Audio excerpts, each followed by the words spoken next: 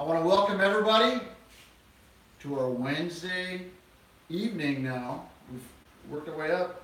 Live, Illinois Bank Institute in the new Illinois Bank Institute studio. I'm here with Chef Bill. How you doing tonight? I'm awesome. How are you doing? Good. All right, so today we're going to talk a little bit about who we are and what we do, but we have a fantastic recipe for everybody.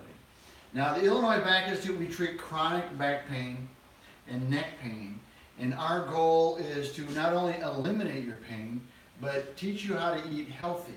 And there's two reasons we want to teach you to eat healthy, because it will help you live longer, but more importantly, it'll help bring down the inflammation. So all the foods that we talk about on these segments are going to be about how to eat to decrease inflammation. Now, one of the things when you have back problems is you get inflammation in and around the disc, and you get inflammation on the little joints in the back. And our goal is to make sure that the foods that you eat become lifestyle habits so you can keep the inflammation down and you can live a long, healthy, happy life. So again, welcome to the studio. Everything that we're going to talk about tonight is anti-inflammatory. The key is decrease the inflammation. So I'm here with Chef Bill, and Chef Bill has many certifications to be qualified to help us with all this.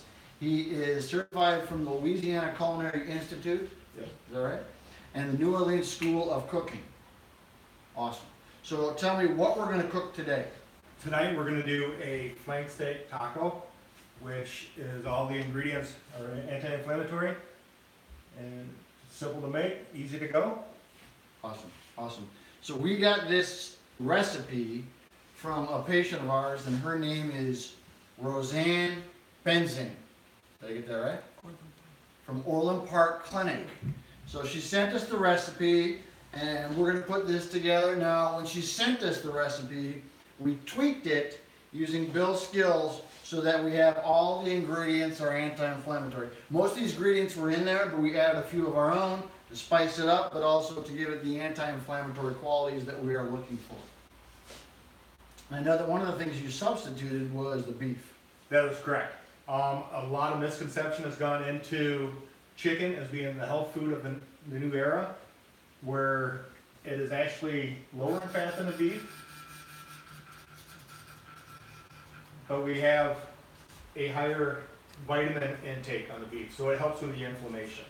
And if you're going to use chicken, instead of using the white meat, the dark meat is actually more beneficial than the white meat is. Yeah, so I know that we have beef today, and the key to the beef is it's grass-fed beef. Correct. As opposed to grain-fed beef. Grass-fed beef is going to give you the proper nutrients.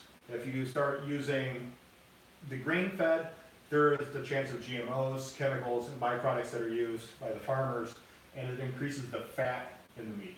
So that produces the bad part.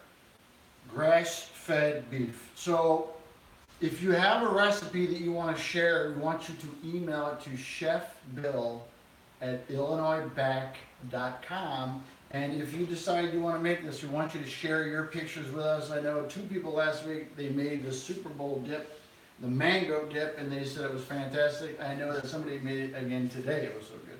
So we do know it's good. So let's talk about this. We have the grass-fed beef, and we know that the grass-fed beef is slightly higher in fat, but really in the end, by having it grass-fed and not grain-fed, you're going to get less of the omega-6 fatty acids. So you're going to have a healthier type of fat, which is really going to help decrease the inflammation. Start out with 1.5 pounds of flank. Cut the tip in half, and then we're going to do some thin strips to it, so it cooks nice and even and all the way through. Awesome. So we're using the olive oil, and we're using extra virgin olive oil. And why are we using the olive oil? You're putting that in the pan? The olive oil has gone into the pan already. Now, the one thing I know about olive oil, I know 2 things about olive oil. One, I know if it gets too hot, it catches on fire. So if you haven't seen our fire, we have a little fire. We'll put the link above or below so you can watch our fire. But we handled it, we were cool under pressure, the fire went out. So we got the beef, we got the olive oil, and you want to use olive oil because it's anti-inflammatory, and there's 2 tablespoons. Now, olive oil of all the oils is the best. Corn oil and canola and soybean oil tends to cause inflammation, where the olive oil tends to decrease the inflammation. Again, everything that you want to do, and it's not hard, and there are certain things that you can do throughout your life to sort of decrease the inflammation.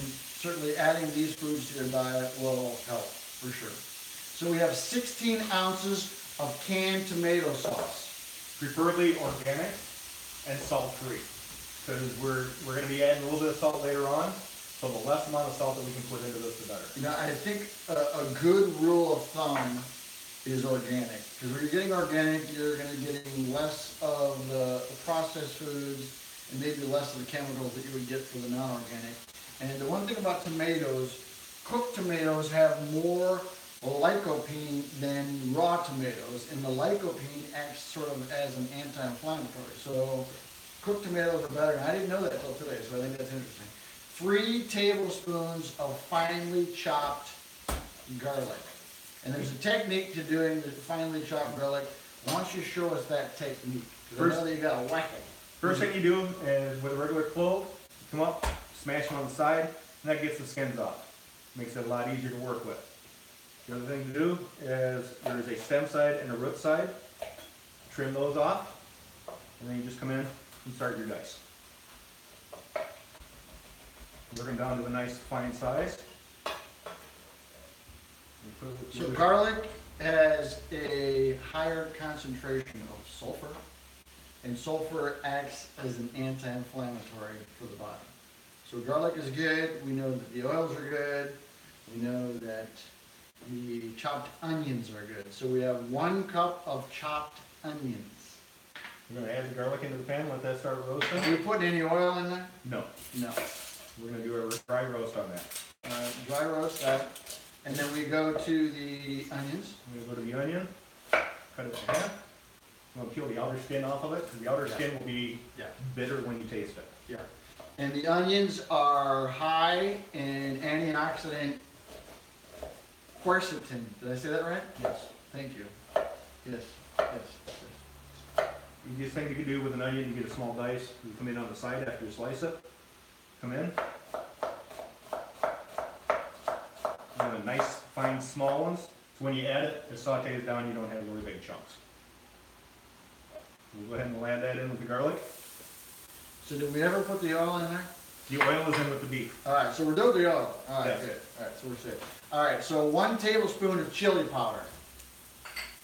And chili powder has capsaicin. Correct. Did I say that right? All right, and the capsaicin is the part that is the anti-inflammatory. And the one thing you need to know, and I'm kind of passionate about this because I do a lot of hot sauce, is the hotter the pepper, the more the anti-inflammatory. And I eat ghost peppers. I don't eat the ghost pepper sauce, and it completely eliminated my allergies. That's a true story, absolute true story. So the anti-inflammatories in the pepper are very, very, very good. 1 tablespoon of ground cumin. We're going to add the pepper in with the onion. The cumin's going to go in with the onion also. And the cumin it contains thymol. And here's the deal with cumin. Antioxidant, anti-carcinogenic, and decreases inflammation. So if you use the cumin, you'll find that to be very, very, very helpful. 2 cups of shredded red cabbage. Boom. We're going to use the red cabbage as a topping when our product is finished. It's real good. It's in the same family as broccoli and all that. So it's a cruciferous vegetable. Correct. And the cruciferous vegetables are anti-inflammatory. So we've got broccoli, Brussels sprouts, Cauliflower. Kale. Kale. Cabbage. Greens. You know, like your turnip greens. And also dandelion, which could be used for salads. Yeah. I don't like dandelion, just for the record. Sorry. It reduces inflammation, but it also kills bacteria. Right. So it's really good. And we've got a 1/2 cup of crumbled goat cheese. Now, why do we pick goat cheese? Goat cheese is actually better for you than the milk, because regular dairy milk has A1 casein in it, which is bad. It is So the fat. A1 casein causes inflammation. Correct. All right, so let's get this straight. So if I use more goat milk, then we'll have less inflammation than dairy, because dairy tends to be an inflammatory, right? Correct. Goat's milk, almond milk, coconut milk, all those along the line, as long as it's not cow milk. You know, if you have problems with acid reflux or any of those issues also, the goat milk will help with All that. right, so here's another bad question. Is there just one kind of goat milk, or is there different kinds? There's one kind of goat milk. So if you like it, eat more of it. If you don't like it, I guess you don't eat it, right? Right. Okay, good.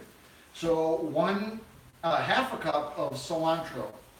Cilantro we're gonna use as a topping. It's Is that that fresh, one there? organic. The green one? Yes. All right. So cilantro has vitamin A, vitamin C, vitamin D, vitamin K, calcium, iron, potassium, and magnesium, all which are anti-inflammatory. So this is a really, really good one. Really good one. Our onions are ground up. Our garlic's been mixed in.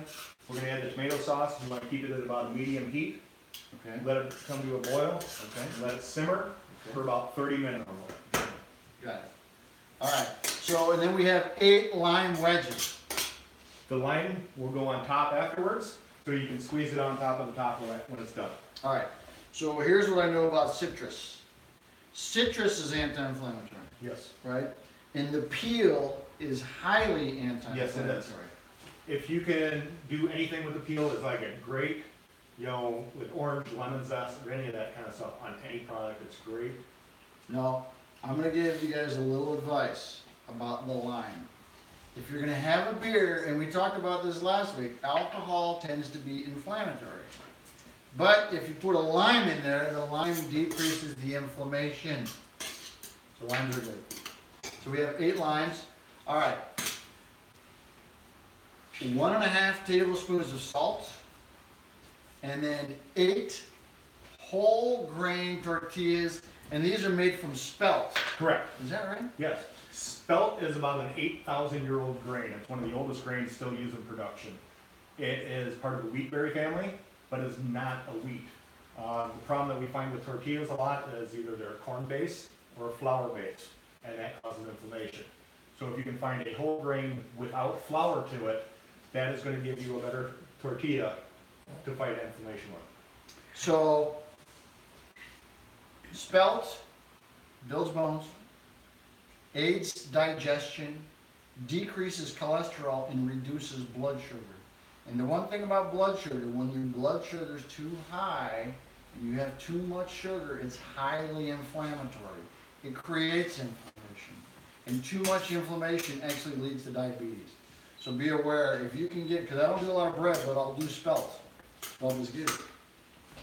Okay, so we heated the olive oil, we put the steak in, and then we browned our garlic and our onions, and you put the tomato sauce in.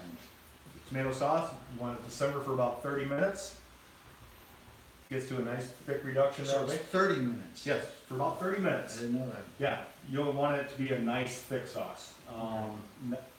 More like a barbecue sauce consistency than a ketchup consistency.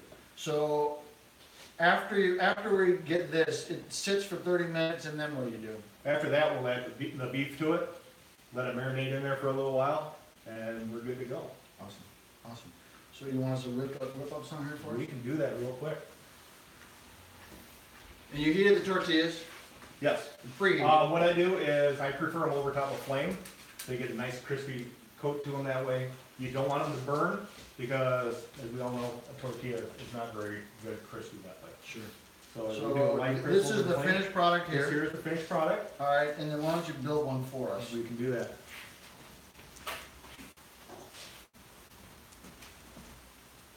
So the recipe that we gave you serves 8 people. There's 8 people, 8 servings, 8 Eight tacos, servings. which is really one person. That's just me. Okay. I like tacos. And I First like thing we do limes. is come in with our mixture here. All right, so we're gonna post the recipe tomorrow, and then we're gonna send out some emails. So if you're not part of our email, we're gonna send up an email on the blog. On the blog, there's a column where you can put your email in there and they'll send you it, and it goes out once a week. And he's gonna put the finishing touches on here. Now, is this, did you get this, sauce? Did you grab it out of there, or did you have it somewhere? I already had some sauce pre-made, so we wouldn't have to wait. Okay, And then with a little bit of cilantro, awesome. some crumbled goat cheese. Perfect. And a little lime juice on top. And then we have the taco.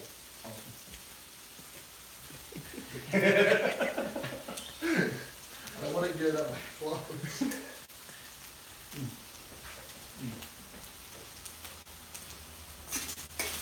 This is awesome. I like the goat cheese, it's a good touch. I can feel the inflammation going down already. Alright. So, I wanna thank you all for being here in our live studio. Feel my attitude? I'm chewing.